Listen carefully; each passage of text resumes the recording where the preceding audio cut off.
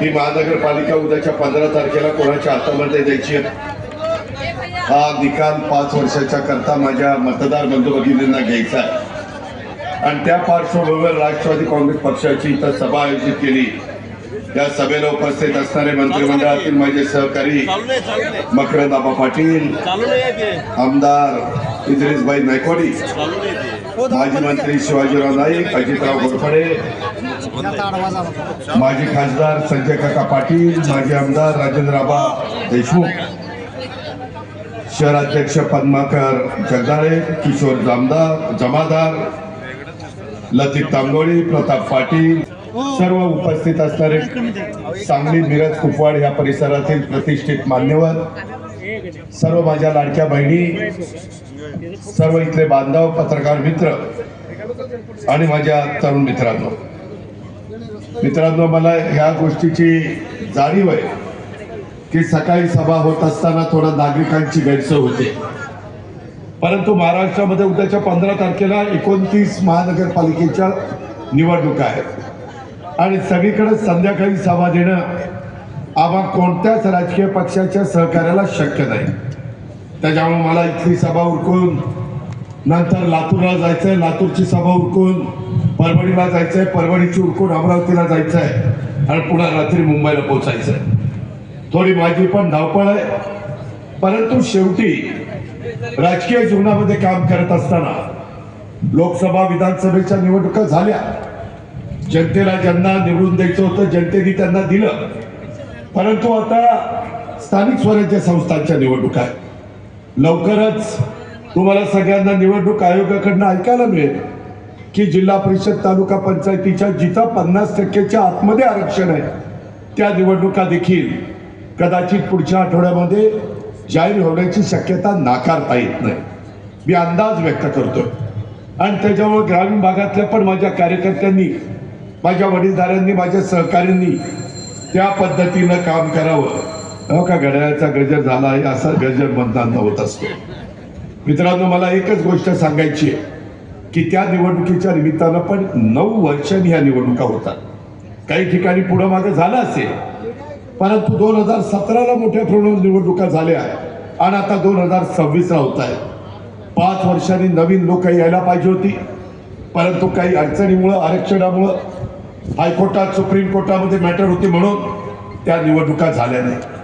काही माझ्या लाडक्या बहिणींना, माझ्या भावंडांना, माझ्या बांधवांना संधी हुकली आणि त्याच्यावर ह्या निवडणुकीच्या निमित्तानं सगळीकडेच मोठ्या प्रमाणावर मागणी उमेदवारांची आली। शेवटी कुठली महानगरपालिका उद्याच्याला चालवत असताना काही अनुभवी लोक असावी लागतात, काही तरुण चेहरे असावे लागतात, काही ग्रॅज्युएट झालेले लोक असावे लागतात आणि काही सर्वसामान्य जनतेमध्ये मिळून मिसळून त्या जनतेचे प्रश्न समजून घेणारे पण उमेदवार असावे लागतात। आपण शिवशाहू फुले आंबेडकरांचं नाव घेतो।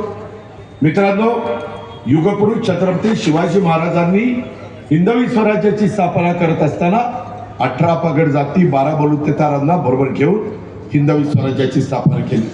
महाराजांनी कधी त्या ठिकाणी जातीभेद केला नाही, सर्वांच्या जातीय सलोखा निर्माण करण्याचा प्रयत्न केला। त्याच्यामध्ये सगळ्यांना योग्य पद्धतीनं वागलं तर बरोबर घेऊन जाण्याचा प्रयत्न केला आणि म्हणूनच शिवशाहू फुले आंबेडकरांच्या विचारधारेनं आम्ही सगळेजण पुढे जाण्याचा प्रयत्न करतो। आपलं सांगली, मिरज, कुपवाड अनेक जाती धर्माचे लोक इथं राहतात। बहुजन समाज आहे, इतर मागासवर्गीय समाज आहे, आमचा मुस्लिम समाज आहे, आमचा ख्रिश्चन समाज आहे, त्याच्यामध्ये मागासवर्गीय आणि भटका समाज आहेत। असे वेगवेगळ्या समाजाचे लोक मूळ सांगली, मिरज, कुपवाडमध्ये राहणारे, कामाधंद्याच्या, नोकरीच्या, व्यवसायाच्या निमित्तानं ह्या परिसरामध्ये आलेले, अशा पद्धतीने ह्या शहराचं एकंदरीत चित्र निर्माण झालेलं आहे। परंतु या शहरामध्ये अनेक निवडणुका आल्या गेल्या, अनेक दिग्गजांनी या शहराचं नेतृत्व केलं।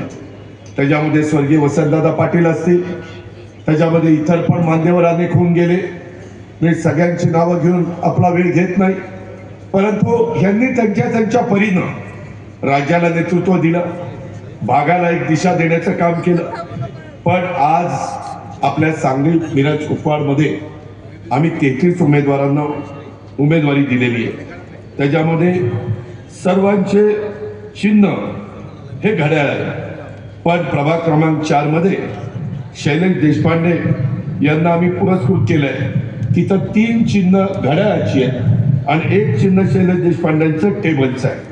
अशा पद्धतीनं वेगवेगळ्या प्रभागामध्ये चांगल्यातले चांगले उमेदवार देत असताना तेवढ्याच तोड अशा प्रकारच्या उमेदवारांना थांबावं लागलं, ही गोष्ट मी मान्य करतो. परंतु त्यांना पण पुढच्या काळामध्ये कुठं ना कुठं सामावून घेण्याचा प्रयत्न मग संघटना असेल. उद्याच्याला आमच्या या सगळ्या निवडणुका संपल्यावर, जिल्हा परिषद तालुका पंचायत झाल्यावर जी काही महामंडळ आहे, जे काही जिल्ह्याच्या कमिटी आहेत, राज्याच्या कमिटी आहेत, त्याच्यामध्ये देखील आम्ही माय माऊलींना बांधवांना संधी देण्याचं काम करणार आहे. तिथं काही तरुणींना पण संधी देण्याचं काम करणार. त्याच्यामुळं त्यांनी कुठं नाराजी मनामध्ये ठेवू नका. आज सांगलीमध्ये इथं मला आठवतंय, मी लहानपणी ज्यावेळेस बघायचो त्यावेळेस अनेक लोक वेगवेगळ्या भागातले सांगलीच्या मिरज हॉस्पिटलला जायचे. आमच्या बारामतीचे डॉक्टर कोल्हटकर हे इथले रजनीकांत कोल्हटकर मला आठवत आहे, हे ज्या मिरज हॉस्पिटलला होते. जुन्या लोकांना कदाचित आठवत असेल आणि त्यांचे आमच्या चुलत्यांचे फार जवळचे संबंध होते. हे मिरज शहरातील वेलनेस हॉस्पिटल, ज्याला मिशन हॉस्पिटलच्या नावाने ओळखलं जायचं, हे अनेक वर्षापासून बंद आहे. वास्तविक या हॉस्पिटलसाठी जर गोरगरिबांच्यावर उपचार करण्याचं काम हे हॉस्पिटल करत होतं. आज माझ्या कोल्हापूर असेल, माझा सांगली असेल, माझा रत्नागिरी असेल किंवा इकडचा माझा सोलापूरचा भाग असेल, त्या वेगवेगळ्या भागातले लोक इथे यायचे. आता आपल्या भागातले बरेच लोक बेळगावला कोऱ्यांचं हॉस्पिटल, प्रभाकर कोरेंचं, तिथं मी पण गेलेलो आहे. मागे ते आमच्या बरोबर खासदार होते आणि तिकडे लोक जातात. शेवटी लोकांचं आरोग्य चांगलं राहिलं पाहिजे ना बाबांनो, असं कसं चालेल? आणि ते आरोग्य चांगलं ठेवण्याची जबाबदारी महानगरपालिकेची आहे, सरकारची आहे. सरकार म्हणून आम्ही कुठं कमी पडणार नाही. पण माझी तुम्हाला विनंती आहे, मी आज तुम्हाला सांगतो की हे हॉस्पिटल सुरू करण्याच्या करता वैद्यकीय शिक्षण खात्याचे मंत्री आपले हसन मुश्रीफ आहेत, आपल्याच कोल्हापूरचे, आपल्याच राष्ट्रवादी काँग्रेस पक्षाचे, आणि त्यामुळं त्यांना देखील मी त्या पद्धतीनं सूचना करेन. माझे बाकीचे पण सगळे सहकारी त्या बाबतीमध्ये लक्ष त्या ठिकाणी घालतील आणि अशा पद्धतीनं आपल्याला त्याच्यातला मार्ग काढता येईल. पद्मभूषण वसंतदादा पाटील शासकीय रुग्णालय सांगलीचं हे या संस्थेच्या परिसरातील विविध कामं ही झाली पाहिजे अशा पद्धतीचा आग्रह इद्रिस नायकवाडींचा होता, पद्माकर जगदाळेंचा होता, इतर आमच्या सगळ्या आजी माजी पदाधिकाऱ्यांचा होता, माजी महापौरांचा होता, माजी नगरसेवकांचा होता. आणि त्याच्यातून मधल्या काळामध्ये 1-2 महिन्यापूर्वी जवळपास 14,87,57,779 रुपयाचा निधी आपण त्याच्याकरता मंजूर केला. मित्रांनो, आम्ही कामाची माणसं आहोत, आम्ही शब्दाचे पक्के आहोत. जो शब्द महाराष्ट्रातल्या जनतेला आम्ही देतो तो शब्द आम्ही पार पाडतो. आणि त्याच्यामुळं इथं आपल्याला हे जुनं हॉस्पिटल, त्याच्यामध्ये काही नवीन उपकरणं आपल्याला घ्यावी लागतील, काही सुधारणा आपल्याला कराव्या लागतील. त्या आपल्याला करण्याच्या दृष्टिकोनातनं आम्ही सर्वे करू आणि त्याचा उपयोग माझ्या मिरजेतल्याही लोकांना होईल, कुपवाडच्याही होईल आणि आजूबाजूच्या सांगली आणि इतर परिसरातल्या लोकांना देखील होईल. माझ्या मिरज शहरामध्ये प्रभाग क्रमांक 3 आणि 4 मध्ये ख्रिश्चन समाजाची लोकसंख्या मोठ्या प्रमाणात आहे आणि या समाजाच्यासाठी सामाजिक, शैक्षणिक, आर्थिक प्रश्नांच्या निराकरणाच्या करता काय आपल्याला करता येईल, त्यामध्ये आपल्याला कुठले महत्त्वाचे निर्णय घेता येतील. मित्रांनो, मी का सांगतोय, आज सरकारमध्ये मी अर्थमंत्री आणि नियोजन मंत्री म्हणून काम करतोय. आज 8.5 लाख कोटीचं बजेट आपल्या राज्यातल्या चांद्यापासून बांद्यापर्यंत राहत असणाऱ्या सर्व जाती धर्माच्या लोकांच्या करता आम्ही देत असतो. त्याच्यात आता अल्पसंख्याक विभाग आहे, अवकाश विभाग आहे. तो अल्पसंख्याक विभाग आता काही राजकीय घडामोडी घडल्या त्यामध्ये तो माझ्याकडे आलेला. आज मी त्या खात्याचा मंत्री आहे. त्यामध्ये माझा मुस्लिम समाज मोडतो, जैन समाज मोडतो, पारसी, बौद्ध, ख्रिश्चन, शीख हे सगळा समाज अल्पसंख्याक विभागामध्ये मोडतो. जसं इतर मागासवर्गीय समाजामध्ये अनेक जातीचे लोक त्याच्यामध्ये मोडतात, सर्वसाधारणमध्ये अनेक जण मोडतात, भटक्या एनटी मध्ये अनेक जण जाती त्याच्यामध्ये मोडतात, तसं हे अल्पसंख्याक नेमकं ते खातं माझ्याकडे आलेलं असल्यामुळं अर्थमंत्री म्हणून त्या खात्याला कसा अधिकचा निधी देता येईल हे उद्याच्या अर्थसंकल्पामध्ये मी जरूर बघेन. त्याबद्दल आपण अजिबात त्या ठिकाणी काळजी करू नका. आणि ह्या समाजाच्या अल्पसंख्याक विभागामध्ये जे जे जाती येतात त्यांच्या प्रतिनिधींना उद्याच्या निवडणुका संपल्यानंतर मी मुंबईमध्ये मिटिंग घेणार आहे आणि त्यांना बोलवणार आहे. त्याच्यातल्या काही आमदारांना पण बोलवणार आहे. आणि बाबा कुठले निर्णय आपल्याला घेणं गरजेचं आहे, कुठं अडचणी येतात, कुठं समस्या उद्भवतात, दैनंदिन जीवनामध्ये त्या वेगवेगळ्या अल्पसंख्याक विभागामध्ये मोडणाऱ्या समाजातल्या घटकाला काय अजून दिलं पाहिजे आणि त्या पद्धतीनं देण्याचं काम आपण करू. जसं आपण ओबीसीच्या करता महाज्योती काढलं, सर्वसाधारण समाजाच्या करता सारथी काढलं, माझ्या मागासवर्गीय समाजाच्या करता बार्टी काढलं, माझ्या आदिवासी समाजाच्या करता आरटी काढलं, अशा वेगवेगळ्या घटकांच्या करता वेगवेगळ्या संस्था काढल्या. मध्ये मला काही माझ्या अल्पसंख्याक समाजाचे लोक मागणी करायचे की आम्ही पण समाजातला घटक, आम्ही पण भारतात राहतो, महाराष्ट्रात राहतो, आम्हाला पण त्या ठिकाणी विचार झाला पाहिजे. आणि म्हणून त्यांच्या करता आपण मार्टी काढलं. त्याही बद्दल वेगवेगळ्या आपण कार्यालय थाटलेली आहे, अजून काही कार्यालय वेगवेगळ्या भागात करायची, ती पण लवकरच करण्याच्या करता मी आणि माझे सगळे सहकारी जातीनं लक्ष देतील. मिरज शहरामध्ये भाजीपाला विक्रेत्यांच्यासाठी आणि व्यापाऱ्यांच्यासाठी नियोजनबद्ध पद्धतीनं सुसज्ज असं हे भाजी मार्केट तयार करून देण्याच्या करता मी महानगरपालिकेला पुढाकार घ्यायला सांगेन. परंतु ते केव्हा होईल? तुम्ही आमच्या विचाराच्या घड्याळाच्या चित्राच्या शेजारचं बटन दाबून या सगळ्या उमेदवारांना विजय केलं तर आपल्याला ते करता येतं. मित्रांनो, मी तुमच्या परिसरामध्ये मी ज्यावेळेस छाती ठोकपणे सांगतो त्यावेळेस मी गेले 25 वर्ष, तुमच्यातली पण काही लोक पिंपरी चिंचवडला येऊन राहतात, 25 वर्षापूर्वीचं पिंपरी चिंचवड आणि 92ला त्या लोकांनी माझ्या ताब्यात दिल्यानंतर 2017 25 वर्ष कोण महापौर करायचा, कोण त्या ठिकाणी स्टँडिंग कमिटी, कोण सभागृह नेता, कोण उपमहापौर, त्या सगळी पदं मी त्या ठिकाणी द्यायचो.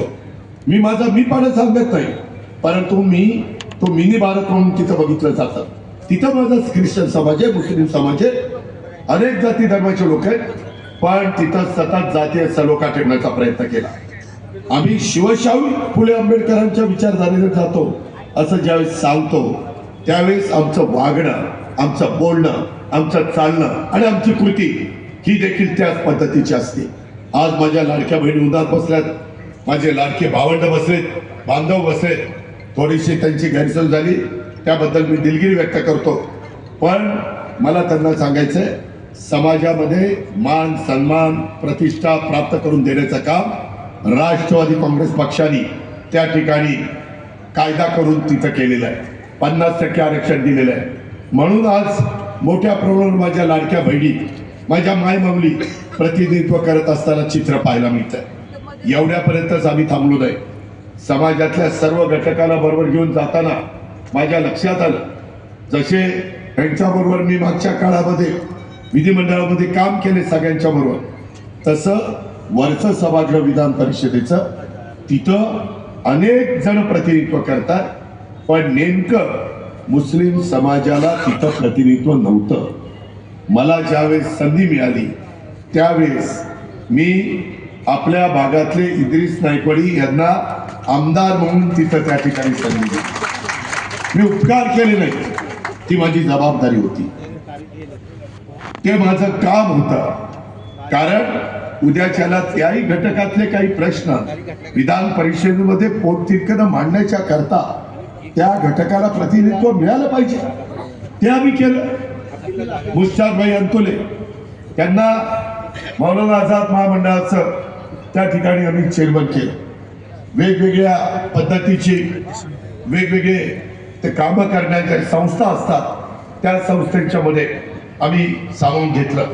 मुश्रीफ साहेब, ज्या शाहू महाराजांनी गोरगरिबांना आणि त्या काळामध्ये त्यांनी आरक्षण किती महत्वाचं आहे ते सांगितलेलं होतं, त्या शाहू महाराजांच्या कोल्हापूरमध्ये आम्ही अनेक काळ आमच्या मुस्लिम समाजाचे हसन मुश्रीफ साहेबांना तिथं प्रतिनिधित्व दिलं. अनेकांची नावं त्या बाबतीमध्ये घेता येते. सना मलिक आमच्याबरोबर आमदार म्हणून काम करतात. मित्रांनो, माझी तुम्हाला विनंती आहे की जातीचा, पातीचा, नात्याचा, गोत्याचा विचार करून समाजाला पुढे नेता येत नाही. समाजामध्ये तेढ निर्माण करून, जातीमध्ये अंतर पाडून, राजकीय पोळी भाजून महाराष्ट्र पुढे जाऊ शकत नाही, देश पुढे जाऊ शकत नाही. आणि त्यामुळं आपल्याला हे जे काही शाहू फुले आंबेडकरांनी सांगितलंय त्याच रस्त्याने पुढे जावं लागेल.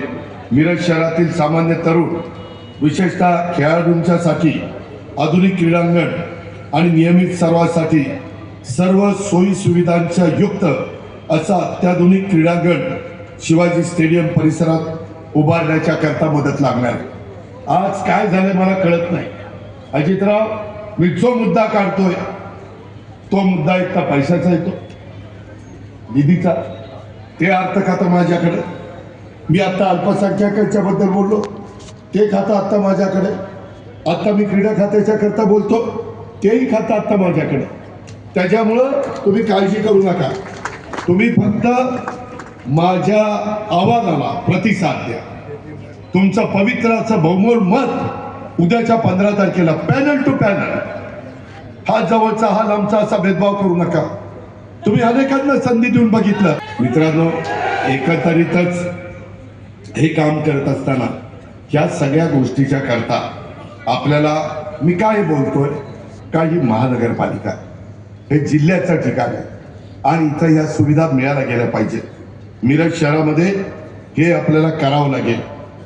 डॉक्टर बाबासाहेब आंबेडकर उद्यानाच्या विकासासाठी विशेष निधी उपलब्ध करून शहरामध्ये एक 4 घटका, माझ्या माय माऊलींना, माझ्या लाडक्या बहिणींना, आमच्या मुलांना, मुलींना किंवा वयस्कर लोकांना तिथं थांबता यावं, तिथं काही वेळ घालवता यावा, त्याकरता एक प्रशस्त सुंदर अशा प्रकारचं नागरिकांना उद्यान विकसित करण्याची गरज आहे. आणि त्या पद्धतीनं आम्ही त्या बाबतीमध्ये करू. कदाचित सांगली, मिरज, कुपवाडकरांना असं वाटेल की अजित पवार हे सगळं सांगतोय, परंतु त्यानं कुठं केलंय का? केलंय. मी माझ्या पिंपरी चिंचवडमध्ये ह्या गोष्टी केल्या. गोरगरिबांचे झोपडपट्टीमध्ये वर्टिकल घरं, पंतप्रधान आवास योजनेची स्कीम, त्याला राज्य सरकारचा निधी आणि त्याच्यामध्ये केंद्र सरकारचा निधी, असं सगळ्याची जोड लावून तिथं आम्ही इमारती उभ्या केल्या. तशा पद्धतीनं करता येतं. आम्ही केलंय एका ठिकाणी, ते आम्हाला सांगली, मिरज, कुपवाडमध्ये करायचं आहे. पण त्याकरता तुमच्या पवित्र मताची गरज उद्याच्या 15 तारखेला आहे. मित्रांनो, मी अनेक वर्ष ऐकतोय, अनेक वर्ष, किती शेरी नाल्याचा प्रश्न, अशा किती निवडणुका आल्या, किती निवडणुका गेल्या, शेरी नाला हाय तिथंच आहे. काही त्याचं भलं झालं नाही. 4 वेळेला आमदारकी, महानगरपालिका निवडणुकी काही लोकांनी लढवल्या. दरवेळेस तोच विषय आणि तसाच आहे. इतके वर्ष तिथं घाण, अस्वच्छ पाणी नदीत मिसळत आहे. असं एकदा बदललं पाहिजे. मित्रांनो, मी शब्दाचा पक्का आहे. मी आपल्याला सांगेन, त्यावेळेस 33 उमेदवार आम्ही जे उभे केलेले आहेत, त्या 33 उमेदवारांना निवडून देण्याचं काम आपण करा. या शेरी नाल्याचा विषय मी 100% तुम्हाला त्या ठिकाणी सोडून दाखवू. काय वाटतंय ते करेल. त्या अधिकाऱ्यांना बोलवीन, काय निधी लागतो ते बघीन, कुठून तो उभा करायचा ते ठरवीन, परंतु शेरी नाल्याचा एकदा तुकडाच पाडून टाकीन. या पद्धतीने आपण पुढे जाऊ. विमानतळाच्या बाबतीमध्ये देखील काही मध्ये फार ताकदीची माणसं राष्ट्रवादी काँग्रेस पक्षामध्ये आली. त्यांच्या प्रवेशाच्या वेळेस मी या ठिकाणी आलेलो होतो. त्याच्यामध्ये देखील मी त्या काळामध्ये शब्द दिले की बाबा आपण सगळेजण मिळून, मग किशोरदादा जामदार असतील, इतर मैनुद्दीन असतील, बऱ्याच जणांची नावं घेता येतील, त्या सगळे आले असताना त्यांनाही मी शब्द दिला. मित्रांनो, जवळपास महाराष्ट्रामध्ये प्रत्येक जिल्ह्यामध्ये आम्ही विमानतळ करतोय, परंतु आज माझ्या सांगलीला विमानतळ नाहीये. सांगलीला विमानतळाच्या करता जी जमीन लागते ती मिळू शकते. आता मी शेतकऱ्यांना चांगला मोबदला देतोय, कारण पूर्वीच्या काळामध्ये कमी मोबदला मिळायचा, लोक नाराज व्हायचे. आता रेडी रेकनरच्या 4 पट शेतकऱ्यांना पैसे देतो. त्यामुळे तो शेतकरी पुढे दुसरीकडे कुठेतरी जमीन जुमला घेऊ शकतो आणि त्यांच्या पुढच्या पिढीचं पण कल्याण करू शकतो. आणि त्याच्यामुळं इथं कौलापूरला विमानतळ ड्रायपोर्ट झालं तर आपल्या शहरांना आणि आपल्या जिल्ह्याला त्याचा चांगल्या प्रकारचा फायदा होईल. केंद्रातनं देखील आम्ही त्याच्याबद्दलचा निधी आणू. इथं संजय काका पाटील बसलेले, त्यांच्या पण तिथं ओळखी आहे, माझ्याही ओळखी आहे. आणि त्या पद्धतीनं शेजारचं कोल्हापूर आहे म्हणून सांगलीला विमानतळ नको असं व्हायला नको. सांगली जिल्ह्यात विमानतळ निर्माण होण्याचा जिल्ह्याचा एक दर्जा वाढतो, गुंतवणूक येते, उद्योगपतींना वाटतं की आपण विमानाने यावं, तिथं थांबावं, दिवसभर काम करून पुन्हा त्यांना जिकडं कुठं जायचं आहे त्यांच्या घरी, मग ते दिल्लीत राहत असतील, मुंबईत राहत असतील, आणि कुठं राहत असतील पुण्यात, तर ते जाऊ शकतात. पंचतारांकित स्टार MIDC मिरज कुपवाड असलेल्या औद्योगिक वसाहतीला आपल्याला पंचतारांकित MIDC झाली पाहिजे, तर इथल्या तरुण तरुणींच्या हाताला काम मिळणार आहे. आज इन्फॉर्मेशन टेक्नॉलॉजीचं, बायोटेक्नॉलॉजीचं, आता तर कृत्रिम बुद्धिमत्ता म्हणजे AI, त्याचा वापर सुरू झालेला आहे. आम्ही कृषी खात्याला आता 500 कोटी रुपयाची तरतूद केली. नवीन बजेटमध्ये मी जास्त पैशाची तरतूद करणार आहे, कारण त्याच्याशिवाय माझा शेतकरी समाधानी होणार नाही. शेतकऱ्याकडे 2 पैसे आल्याशिवाय मार्केटमध्ये 2 पैसे येणार नाही. मार्केटमध्ये चालल्याशिवाय व्यापाऱ्यांना त्याच्यातनं 2 पैसे मिळणार नाही. असं हे एकमेकावर चक्र अवलंबून आहे. त्याच्याकरता आपल्याला चांगली इंडस्ट्री आली पाहिजे. या पद्धतीचं काम करू. भयमुक्त आणि नशामुक्त शहर. मित्रांनो, अलीकडच्या काळात मी महाराष्ट्रामध्ये फिरत असताना बघतो कुठं कुठं ड्रग्ज तयार करणारे कारखाने, केमिकलचे कारखाने जिथे आहेत ना, तिथं एक गैरप्रकार चालतात. आणि मग तिथं आम्ही त्या ठिकाणी धाडी टाकतो आणि धाडी टाकल्यानंतर ते पकडतो. आज सुसंस्कृत युवा पिढी ही घडवण्याच्या करता आपल्याला प्रयत्न करावा लागेल. जर आपली तरुण पिढी जर ड्रग्जच्या आहारी गेली तर तुमच्या माझ्या देशाचं, तुमच्या माझ्या राज्याचं, तुमच्या माझ्या परिसराचं भवितव्य काय. आणि त्याच्यामुळे जनजागृती प्रबोधनपर मोहीम ही आपल्याला राबवावी लागते. विकसित शहर साकारताना भयमुक्त म्हणजे तिथं कायदा सुव्यवस्था चांगला असला पाहिजे. नशामुक्त शहर हे राहण्यासाठी सुरक्षेचे ठोस योजना काटेकोरपणे त्याची अंमलबजावणी करावी लागणार आहे. माझ्या लाडक्या बहिणींना पण जर त्यांच्या घरातल्या पुरुष माणूस कुठंतरी व्यसनाधीन झाला, कुठंतरी ड्रग्जच्या आहारी गेला, कुठंतरी दारूच्या आहारी गेला, तर ते कुटुंब उद्ध्वस्त होतं आणि त्याच्यामुळे ते होता कामा नये. ही आमच्यासारख्याची भावना आहे. ही राष्ट्रवादी काँग्रेस पक्षाची भूमिका आहे. त्या पद्धतीला आपण त्याच्यामध्ये लक्ष घालू. 24 त्याच्यामध्ये दररोज पाणी मिळालं पाहिजे. मी बऱ्याचदा जातो आणि काही जण स्वतःच्या जाहीरनाम्यामध्ये करतात 24 तास 7 दिवस पाणी. मित्रांनो, ते अशक्य आहे. दररोज पाणी हे ठीक आहे. रोज आपल्याला जे काही पिण्याकरता, आंघोळी पांघोळी करता, कपडे भांडी कुंडी धुण्याकरता पाणी लागतं, तेवढं पाणी साधारण 135 लिटर माणसी, इथं 150 लिटर या पद्धतीनं तुम्हाला मिळालं पाहिजे. आज नीटपणे पाणी शुद्ध हे आज आपल्याकडे त्या ठिकाणी मिळत नाही. बारमाही वाहणारी कृष्णा नदी इथं असून देखील ही परिस्थिती आहे. पाणी योजना, पाईपलाईन, पंपिंग स्टेशन, पाण्याच्या टाक्या ह्या इथं उभ्या कराव्या लागणार आहेत. आणि म्हणून माझं विनंती आहे की आम्ही आज हे करून दाखवलेलं आहे. आम्हाला हे सांगली मिरज कुपवाडमध्ये करून दाखवायचं आहे. त्याकरता घड्याळाच्या चित्राच्या शेजारचं बटन दाबण्याचं काम आपण सगळ्यांनी उद्याच्या 15 तारखेला करावं. सुशोभित भळ मार्केट अद्यावत तिथं इमारत पाहिजे, कारण लोकांच्या अपेक्षा वाढल्या. मार्केट यार्डमध्ये, मुख्य बाजार समितीमध्ये चांगले रस्ते असले पाहिजे, ड्रेनेजची व्यवस्था असली पाहिजे. मार्केट यार्डमध्ये, मुख्य बाजार समितीत लिलावासाठी सुसज्ज अशा प्रकारचे हॉल असले पाहिजेत. तुमच्या इथं हळदीचा बाजार मोठा चालतो, बेदाण्याचा बाजार चालतो. वेगवेगळ्या पद्धतीनं अतिशय मजबूत अशा प्रकारची पिकं करणारा बहादर शेतकरी हा माझ्या सांगली जिल्ह्यामध्ये किंवा माझ्या तासगाव असेल, आटपाडी असेल, जत असेल, त्याच्यामध्ये आपला कवठेमंका असेल, या सगळ्या भागामध्ये आपल्याला असा शेतकरी पाहायला मिळत आहे. आम्ही टेंबू ताकारी म्हैसाचं पाणी नेल्यानंतर पार सांगोल्यापर्यंत नेलं. अजितराव घोरपडे त्याचे साक्षीदार आहेत. शिवाजीराव नाईकांनी प्रयत्न केला, आमच्या राजेंद्र देशमुखांनी प्रयत्न केला, आमच्या संजय काकांनी प्रयत्न केला. आम्ही सगळेजण त्याच्याकरता राबलो. आज तिथलं उसळाशिवाय काही उगवत नव्हतं. अशा भागामध्ये माझा बहादर शेतकरी द्राक्षाची शेती आणि ऊसाची पिकं घ्यायला लागलेला. लोकांना जे गरज आहे ते दिलं तर लोक गोष्टीचं सोनं करतात आणि त्याकरता आपल्याला या बाजारपेठात चांगल्या करावं लागणार आहेत. AIचा वापर करावा लागणार आहे.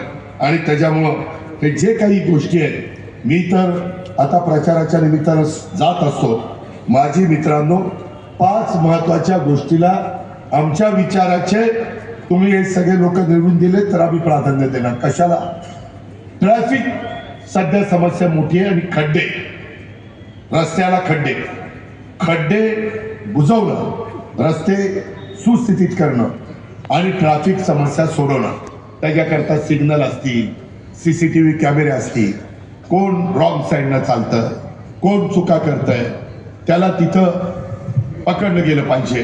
त्याला शिस्त आर्थिक वाहतुकीची लावली पाहिजे. हे काम आम्ही पहिलं करणार. दुसरं, दररोज पाण्याचं काम करणार.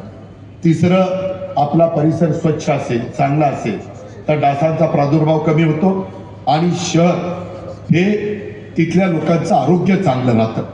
त्याच्यामुळं झाडलोट, स्वच्छता आणि निघालेल्या कचऱ्याची, ओला कचरा, सुका कचरा त्याची योग्य पद्धतीनं जी आधुनिक पद्धत आलेली आहे त्या पद्धतीनं आम्ही विल्हेवाट लावणार. त्याकरता आम्ही तुम्हाला मदत करणार. आता सध्या काही शहरामध्ये प्रदूषण मोठ्या प्रमाणावर होत आहे, पर्यावरण बिघडत चाललेलं आहे. त्याच्याकरता पुढच्या पिढी आपल्याला माफ करणार नाही. त्यांनाही उद्याच्याला जगण्याचा अधिकार आहे, पण त्यांच्याकरता आपल्याला झाडं लावली पाहिजे. आपल्या बापदाद्यांनी झाडं लावली म्हणून आज काहीतरी आपल्याला हे दिवस पाहायला मिळालेले.